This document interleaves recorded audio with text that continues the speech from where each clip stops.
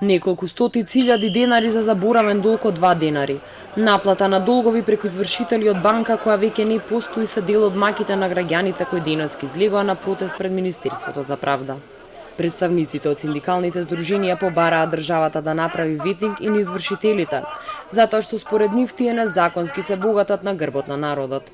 Извршителската функција стана најплатена функција во државата. Никој не зема толку пари. Што измислија тие освен да го плячкаат народот? Има разни умови во Македонија, гледате колку земаат плата. Инженери, професори, доктори. Мора да се стави крај на ова. До адресата на ресорното министерство стигнаа поплаки од граѓани кои се пожалија од работата на извршителите. Од Министерството за правда посредбата со граѓаните соопштија дека по разгледувањето на поплаките заклучиле дека најголем проблем се каматите, но и тоа што банките земаат многу пари за да ги деблокираат сметките на граѓаните.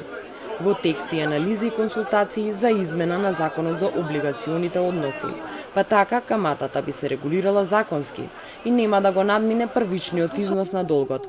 Граѓаните порача дека ќе протестираат се додека надлежните не преземат конкретни мерки.